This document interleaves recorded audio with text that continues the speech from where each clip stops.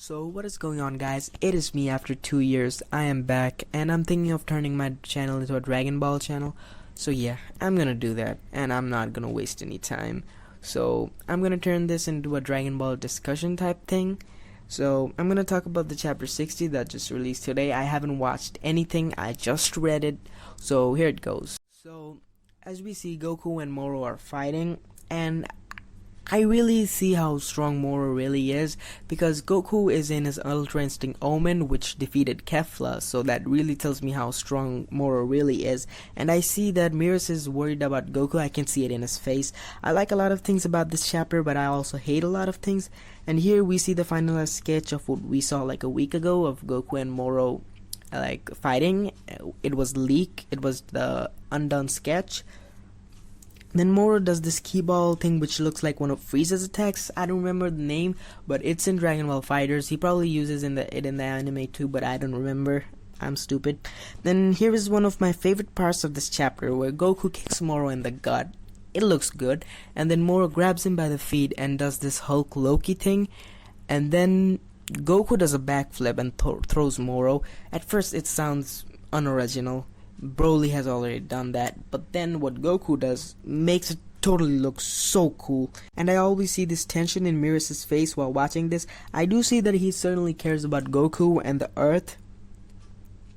Then we cut back to Vegeta and Yardrat, where he sees that Earth is in one piece and he can make it back in time, yada yada yada. Then he asks Paibara to do the engine transmission, and Paibara says that he can't do it because Yardratians aren't allowed to instant transmission off of their own planet. Now this confuses me, like, are they allowed to go off of their planet on like a spaceship, or are they not just allowed to use instant transmission to go off of their planet?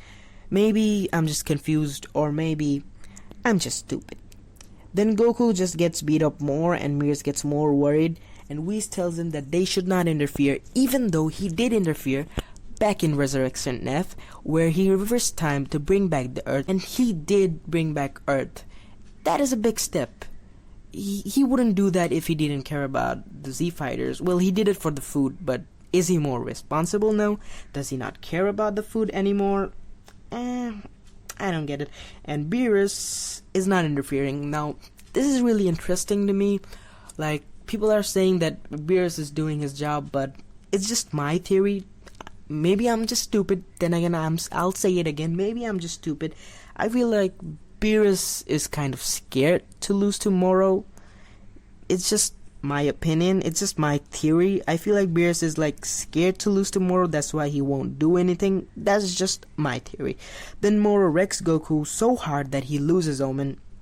And then the androids appear, but obviously he can't absorb them.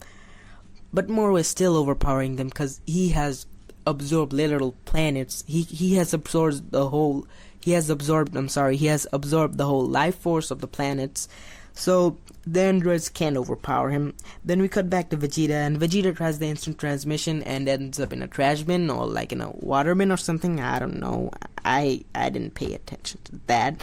And then Paibara wants to make an exception, but Vegeta thinks he can do the instant transmission, and I really like that Paibara wants to make an exception about Vegeta. I've always liked Paibara since the beginning of this arc. He's always been squishy and cute to me. I love to buy a Paibara, a Funko Pop figure. Honestly, if it comes out, I'm probably gonna buy it. One thing is, Vegeta goes back to his old clothing. I'd prefer him fighting in the Yardrat costume, because it would look cool for his first big victory against Moro. But then again, I feel like, it's not likely. It's just that Toyotaro and Toriyama want Vegeta to win his first big victory as the main hero in his original costume, but then he has the Galactic Patrol symbol on his costume. I guess it's just Toyotaro's choice. And then Vegeta instant transmissions in front of Goku, which is my favorite part of this chapter. That is the best part of this chapter. It's reminiscent of the part back in Kid Buu arc where Goku saves Vegeta, and I love it. The way he says, "Hello, Kakarot," sends shivers down my spine. When Chris Sabat says this in the dub that'll happen in the future, that will probably be my favorite line in that arc, probably not in all of Super.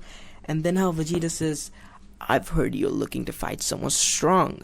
and that's me. He says something like that. I don't have the manga in front of me right now. I've read the whole thing, but now I've just said the things that I like, but there are a lot of things that I don't like about this chapter, and one of those is Gohan and Piccolo not interfering. I love Gohan and Piccolo. They should have done something. If Moro absorbed Gohan and Piccolo and then Vegeta absorbed him, that would be better.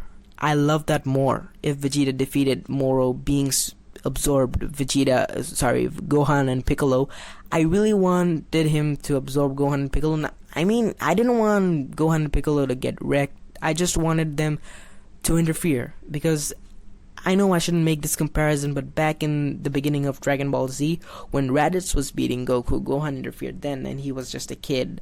And if I was Gohan, I wouldn't let some goat guy kill my dad. I mean, yeah, maybe, I don't know. I didn't like that. That's my most hated part of this chapter. I love this chapter, and I feel like this is the only part I truly hate about this chapter.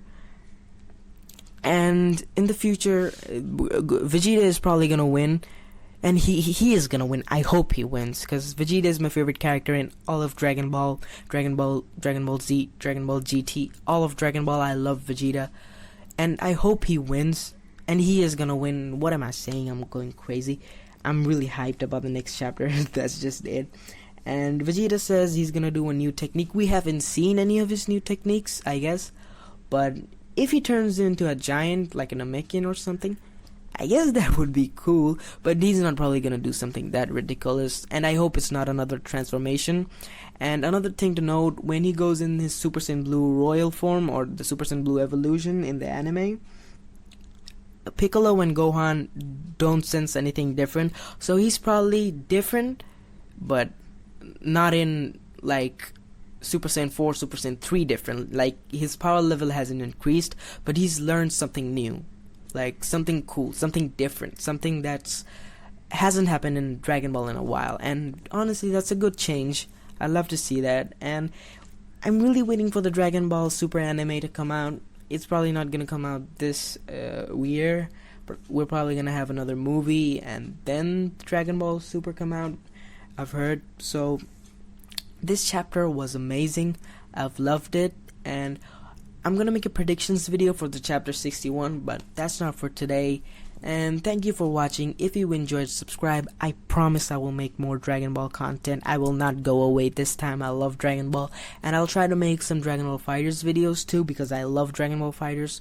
So thank you for watching, and if I did something wrong, tell me in the comments. I love y'all, and subscribe.